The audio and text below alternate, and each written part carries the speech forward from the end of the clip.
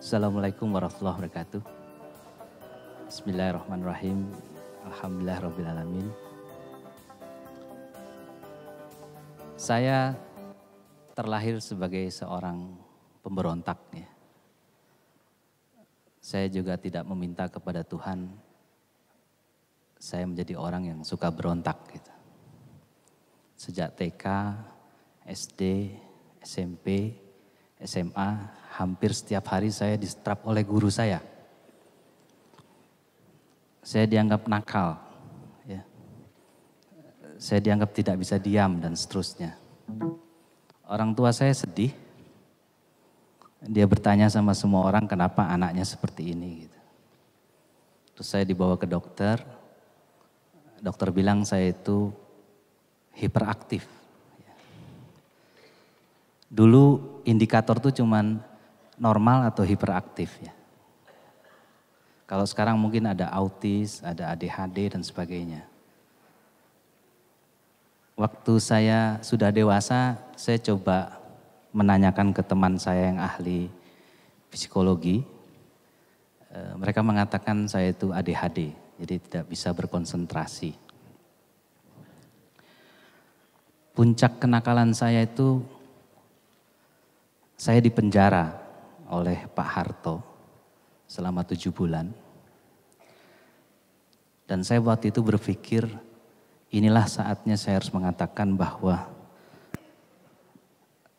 tujuan dari sebuah perjuangan itu adalah penjara. Sepertinya selesai tugas saya waktu itu. Tapi waktu saya di penjara itu saya merenung gitu. Merenung. Setelah saya keluar penjara, saya dipastikan untuk tidak bisa bekerja di mana-mana. Di zaman Pak Harto itu kalau orang sudah blacklist itu pasti tidak bisa bekerja di mana-mana. Waktu itu saya menjadi dosen ya, saya sedang kuliah S2, terus dipecat. Satu-satunya tempat yang bisa menerima saya itu adalah sebuah lembaga swadaya masyarakat, LSM. LSM itu dianggap sebagai kelompok oposisi, ya. Tapi buat saya itu adalah sebuah tempat yang akhirnya memaknai hidup saya. Kenapa? Setelah 25 tahun kemudian, saya mengikuti sebuah tes bakat, ya, tes bakat. Dan yang mentes saya mengatakan bakat terbaik Mas Lendo itu social entrepreneur. Orang yang senangnya melayani orang. Saya sangat bersyukur Allah memasukkan saya penjara. Kalau tidak, saya pasti bekerja di sebuah institusi yang sangat terkenal karena saya lulusan teknik perminyakan ITB. Saya bisa kerja di Exxon atau di Pertamina dan sebagainya. Artinya apa? Jangan pernah berkeluh kesah dengan apa yang kita yakini benar. Gitu. Karena Allah pasti memberikan jalan yang terbaik buat kita. Mungkin 20 tahun kemudian kita baru tahu, oh iya Lendo kamu cocoknya di sana. Pertanyaannya kenapa? Saya itu membuat sebuah sekolah alam. Kenapa saya berjuang di pendidikan? Menurut saya kehancuran republik ini disebabkan oleh moral yang tidak baik. Dan moral itu hanya bisa dibangun dari sebuah proses yang namanya pendidikan. Semua bangsa yang hebat dan besar itu dikarenakan karena banyak orang baiknya. Bukan karena banyak profesor, bukan. Singapura itu jumlah profesornya kalah sama kita. Tapi kenapa mereka lebih berhasil? Karena mereka tertib, rajin, bersih, bekerja keras. Itu semuanya karakter, akhlak. Jerman juga sama, Jepang juga sama. Jadi yang membuat sebuah bangsa besar itu karakter bangsanya. Dan apa yang harus kita lakukan? Kita harus bikin pendidikan yang fokus di karakter. Pendidikan kita hanya fokus di akademik. Dan itulah yang membuat negara ini terpuruk sepanjang merdeka sampai hari ini. Ranking pendidikan kita tuh nomor 100. Ya. Negara kita terpuruk kemana-mana. Kenapa? Karena kita tidak punya akhlak yang baik. Setiap hari kita hanya mendengar korupsi. Kalau saja semua orang seperti Jokowi atau Onte, negeri ini sudah menjadi bangsa yang besar, betul? Waktu itu saya sederhana, kalau saya membuat sebuah sekolah yang seperti MIT atau Harvard atau luar negeri, saya akan terus menjadi bangsa follower. Saya tidak pernah akan lebih baik dari bangsa itu. Uang mereka lebih banyak, membuat Harvard itu butuh triliunan, kita nggak punya uang. Apakah kalau kita negara miskin kita harus kalah sama mereka? Tidak.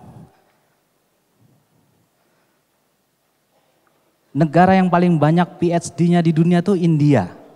India tuh punya 30 juta PhD. India tuh negara miskin. Tidak ada korelasi antara kaya dengan memperbanyak orang hebat. Dan saya harus membuktikan itu.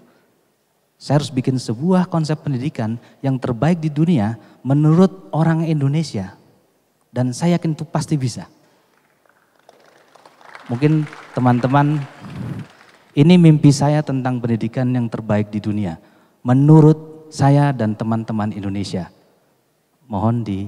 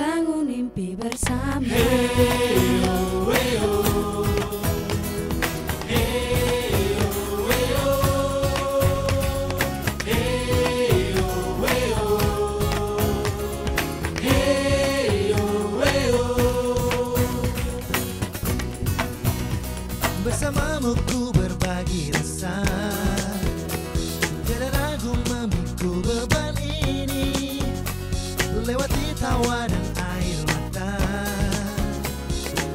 isi hari yang indah, menembus ruang dan waktu, telah menerjang duka menghadang, satu bumi satu dunia, wujudkan cita kita.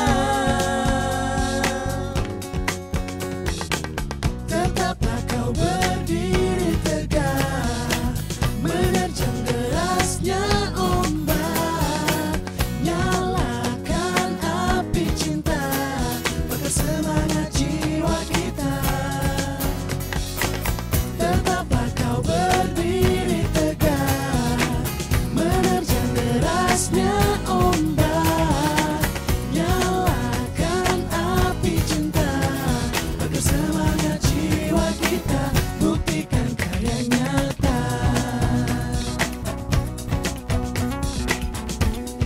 Anda ternyata paling empat. Aku udah masukin. Ya, masukin satu-satu. Dicabut. Iya. Banyak dari lewat dari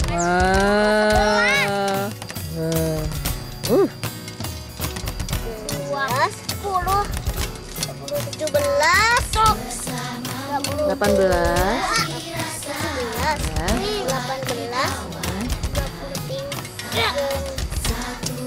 Ini caranya kalau sudah benar-benar kebuang, nanti baru nih masukin ke ember.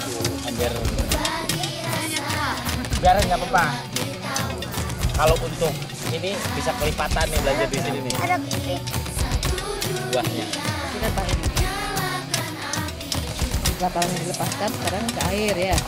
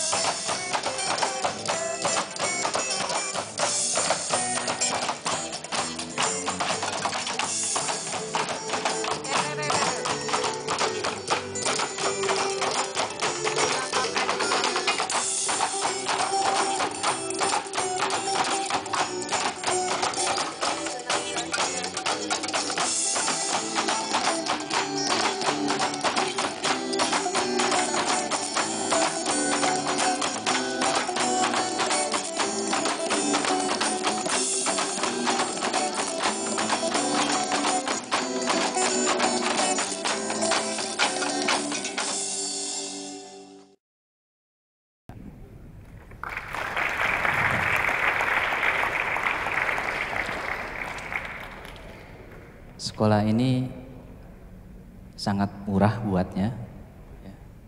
Tidak perlu menjadi orang kaya untuk bikin sekolah ini. Teman-teman saya sudah membuat ini di seluruh Indonesia, hampir lebih dari 2000 sekolah alam ada di Indonesia.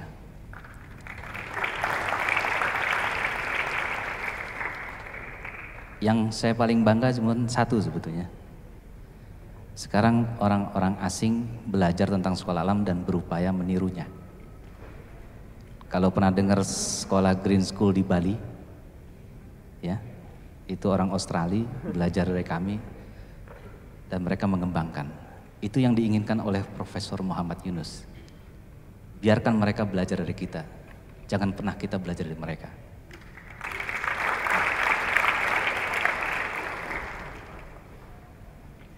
Setelah saya mengembangkan sekolah alam, saya terganggu dengan sebuah fakta ya dari World Bank Report tahun 2008. Di sana dituliskan bahwa ada 100 juta orang miskin di Indonesia. 100 juta orang miskin, banyak sekali. Pemerintah mengatakan mereka cuma punya 40 juta orang miskin. Tapi saya lebih percaya oleh World Bank ya, karena tidak ada kepentingan politik. Saya berpikir keras ya, hampir 2 bulan saya tidak bisa tidur. Apa yang menyebabkan rakyat saya itu sebegitu miskinnya? Kita punya tambang batu bara, tambang emas, hutan, laut yang begitu kaya, tiba-tiba ada 100 juta orang miskin. Setelah saya pelajari, ya, semua kebijakan pemerintah yang berupaya mengentaskan kemiskinan seperti BLT, PNPM dan sebagainya, mereka hanya cukup makan dan minum. Mereka tidak pernah bisa bangun rumah sendiri, tidak bisa menyekolahkan anaknya sendiri, tidak pernah bisa naik haji sampai dia mati. Dan itu ada di negeri kita, gitu. Yang kaya.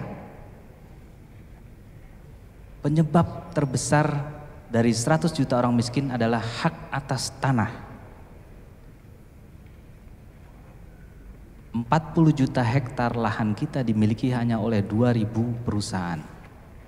Sementara ada puluhan juta buruh tani nggak punya tanah sejengkal pun. Mereka sama-sama warga negara. Jadi sejak presiden pertama sampai hari ini tidak ada satupun presiden yang berlaku adil kepada warga negaranya. Saya melakukan riset selama 3 tahun. Saya buat yang namanya tabung pohon. Saya percaya betul kalau Tuhan menciptakan Indonesia itu hutan, maka kita harus sejahtera dari hutan. Bukan dari pesawat terbang, bukan dari mana-mana, dari hutan. Indonesia itu menyumbang 40% oksigen dunia dengan karbonnya. Kemudian menyumbang 25% obat-obatan dunia dengan protein yang ada di hutan-hutannya. Dan menjadi tempat hidup 60% makhluk hidup dunia, termasuk orang hutan. Bangsa ini diciptakan Tuhan menjadi bangsa yang paling mulia. Kita tidak pernah minta carbon trading kepada negara-negara maju. Sampai hari ini kita tidak pernah minta. Tapi kita terus menyumbang oksigen. Terus menyumbang obat dan menjadi tempat tinggal makhluk hidup dunia. Kami ini bukan bangsa peminta. Saya diajak teman saya, ayo kita berangkat ke Copenhagen, kita minta carbon trading. No, saya itu dilahirkan sebagai bangsa yang mulia. Dan saya selalu memberi, tidak pernah meminta. Bahwa saya miskin sekarang karena pemimpin saya hilaf, titik.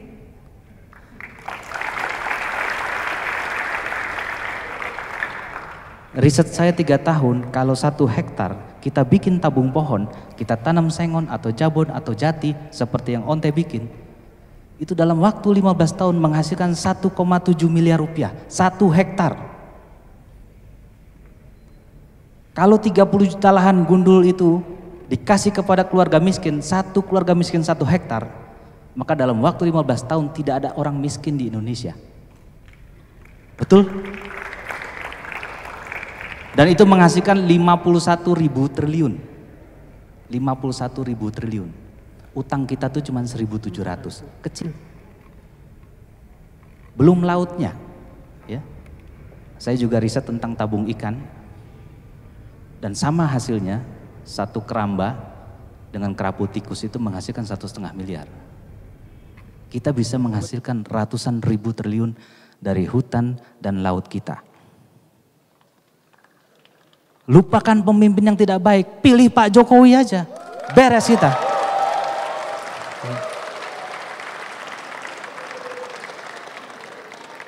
Dan itu perlu direbut, ya, perlu direbut, perlu dibuktikan.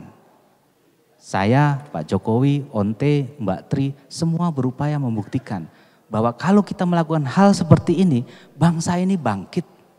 Tidak perlu berdebat, tidak perlu ke parlemen minta apa sih, enggak. Yang bisa mengubah nasib satu bangsa itu hanya bangsanya sendiri, kaumnya sendiri. Kita tidak pernah bisa bangkit dibantu sama Jepang, dibantu sama Jerman, dibantu sama Amerika. Tidak ada rumusnya itu. Yang bisa mengubah nasib kita hanya kita sendiri. Itu rumus yang bikin Tuhan, bukan siapa-siapa. Malu kalau sebagai pemimpin datang ke luar negeri, minta Pak tolong dibantu. Lupakan, kita banyak orang hebat. Kalian semua nih hebat, luar biasa. Yang kalian perlu buktikan hanyalah lakukan dan berikan yang terbaik buat bangsa. Itu saja. Dan saya punya mimpi, bangsa saya pasti bisa menjadi bangsa yang terbaik. Lebih hebat dari Jepang, lebih hebat dari Jerman, lebih hebat dari Amerika. Bukan omong kosong. Kenapa?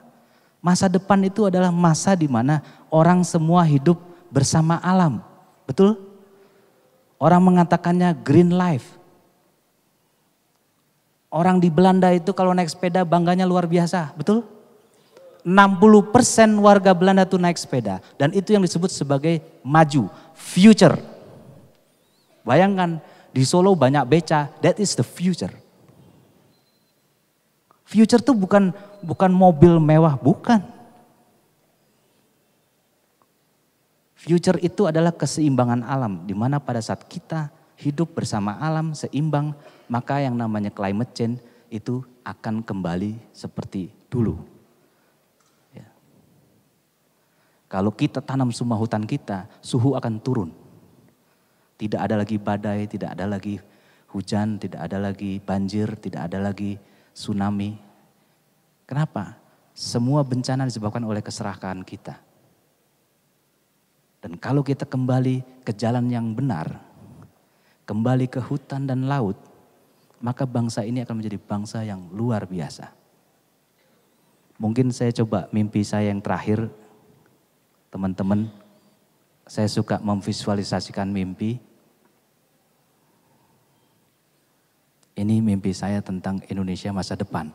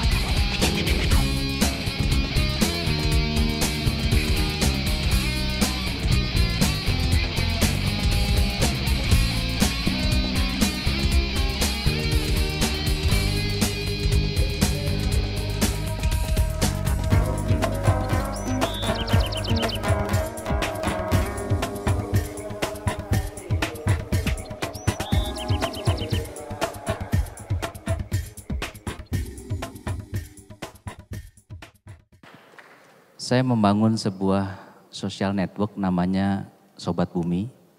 Jadi saya berharap teman-teman bisa bergabung di www.sobatbumi.com. Intinya kita mengajak kepada seluruh masyarakat Indonesia untuk hidup ramah lingkungan. Ini sebuah gerakan sosial, social movement yang kami harap kalau itu tercapai, maka Indonesia akan menjadi negara terdepan untuk kehidupan ramah lingkungan. Apakah kita bisa berhasil? Pasti. Kenapa? Karena kita punya biodiversity terbesar di dunia. Tuhan sudah memberikan kita segalanya, tinggal kita mengamalkan dengan baik. Assalamualaikum warahmatullahi wabarakatuh.